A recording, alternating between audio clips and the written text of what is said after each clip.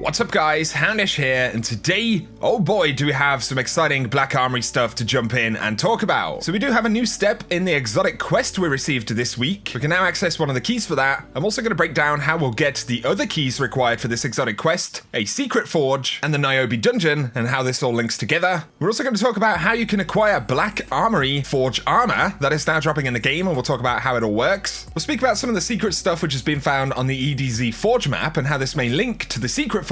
We're going to talk about augmented weapons, a pretty unique new machine gun that's coming into the game, loot keys, and a bunch of other stuff in this video, guys. So I hope you do enjoy it as always. If you do, a like is very much appreciated. And if you're new to the channel, be sure to hit subscribe. But now, let's jump straight into it.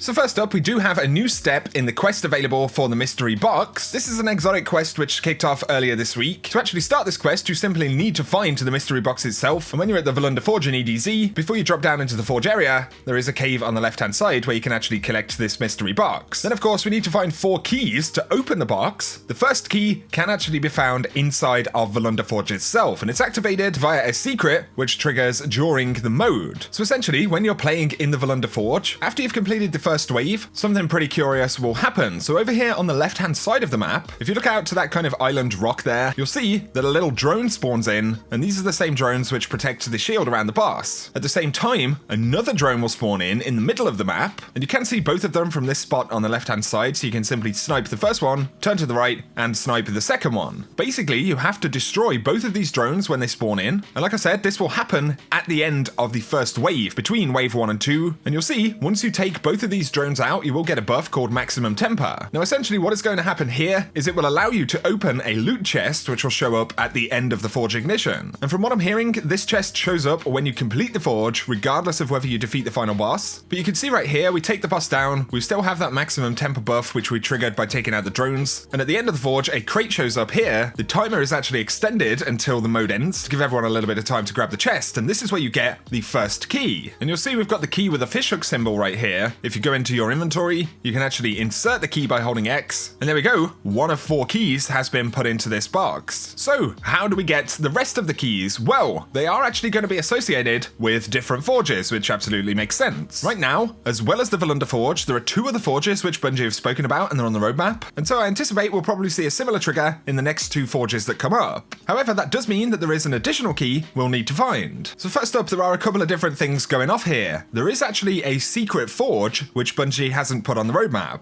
So we've got Volunda, Gofanan, and Izanami, which they've roadmapped, and then there is the Baguzia Forge as well, and we know this because there is an item called Black Armory Key Mold, and it reads, charge the Baguzia Forge in the EDZ to its fullest to gain maximum temper, complete the forge ignition to obtain the Black Armory Key. However, before the Baguzia Forge actually is found or launches, we will have to acquire the Black Armory Key Mold to make the final key. And so I'm going to anticipate right here that this is linked to Niobe Labs. From what we know, this looks like some kind of new dungeon. The activity itself is actually called Niobe's Torment. This is going to launch on the 8th of January, and I think it's possible that we could get the key mold from this activity. Of course, it's also possible that we could get it before that, but essentially to get the final key, we'll have to get the mold dropped from whichever activity it actually comes from. Then we'll need to harvest parts from every watcher in the underbelly of Leviathan, collect a material called Glimmering Amethyst, which comes from public events, supply caches, chests, and strike chests. And after that, we can complete the Baguzia Forge in the EDZ to actually get this final key. But considering this Baguzia Forge is in the European Dead Zone, it isn't listed on the roadmap, so it pretty much is a secret forge. And personally, my bet is that that is where all of these symbols and maps displayed in the Volunda Forge map are actually going to come into play. I've spoken about this recently, but of course there are a bunch of different icons, symbols hidden around this map. There also appears to be some kind of maze map actually printed on the back of a board inside of Volunda as well. And so while folks are still trying to figure out exactly what this means, personally, my bet is that it will actually lead us to the hidden forge in European Dead Zone. Either way, ultimately, we will get all 4 keys, and then we'll be able to receive the reward for this quest. The speculation right now is that it will be the Jotun, and this of course is the new fusion rifle which fits over your hand. So let me know your thoughts about that down below, guys. Pretty intriguing stuff. It is obviously going to take at least a couple of weeks to actually unlock this quest fully, but it does give us a bit of an idea of what we can expect to see, as well as the community hunt for a hidden forge in the game, which is pretty awesome.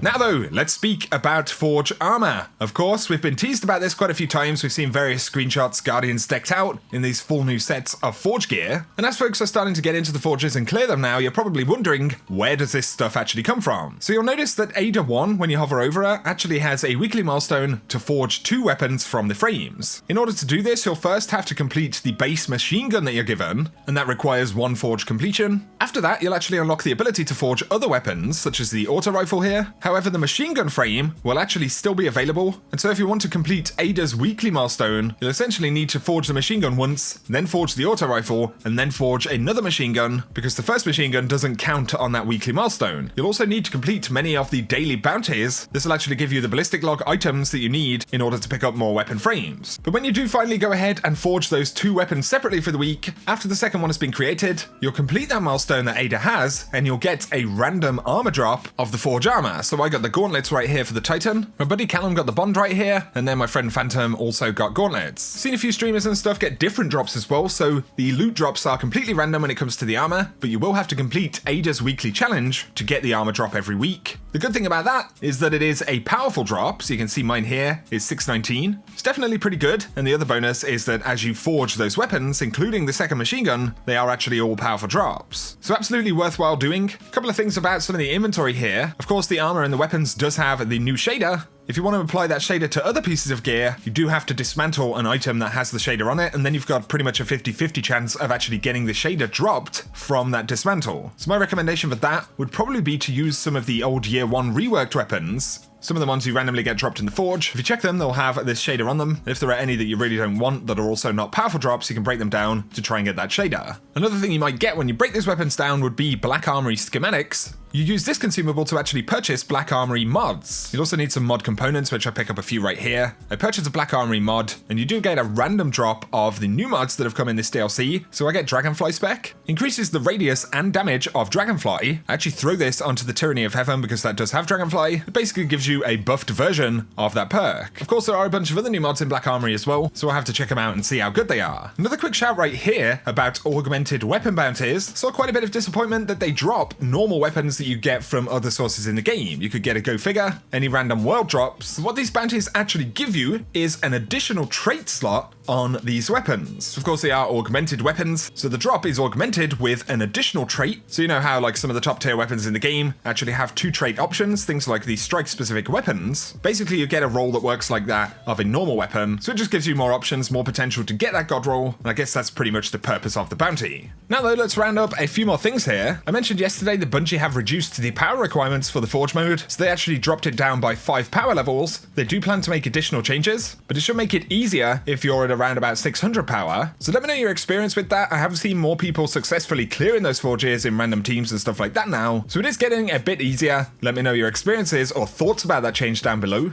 We have spoken about the new machine gun that'll be coming as part of the Dawning. Now with the recent database update, we can actually get a look at what this weapon looks like. So here it is, it's a Suros machine gun. Actually a pretty unique model right there. Kind of similar to Nemesis Star from back in Rise of Iron. But of course that was not a Suros weapon, so that's curious. But it's certainly a pretty cool heavy machine gun there. It's also going to be adaptive frame, which is the same archetype as Thunderlord and the Hammerhead, which is the new Forge machine gun. Does look like it might get random rolls as well. So I have to wait and see, but it's actually a relatively unique looking legendary weapon there. Random quick shout right here, there are a couple of additional Last Wish raid keys which are actually visible in the database now. So we've got the Empyreal key, as well as the Celestial key. These were data mined from the PC files a couple of months back, but now are actually visible in the database. So I don't know if maybe something's going to happen with these. Maybe they'll drop from another source, but it could potentially be a thing. Of course, we do have the new raid launching tomorrow. That's going to be an interesting experience. Could be a pretty tough one from what we saw with Last Wish. But of course, the power level requirement is 640, so it's definitely kind of a tanky one. But on the subject of power level, some folks have started reaching that mountaintop, which is pretty surprising. So Schendzie right here actually posted a clip. I'll link that one down below, but they have reached 650 power already, which is absolutely insane. And they say they actually saved a load of powerful bounties, things like the Iron Banner bounties, and then turned them in after the update, also farming prime engrams. So it definitely works. Here's a very random shout here, but Bungie posted a clip. They actually had to drop a patch because Protheon in the Inverted Spire was spawning in,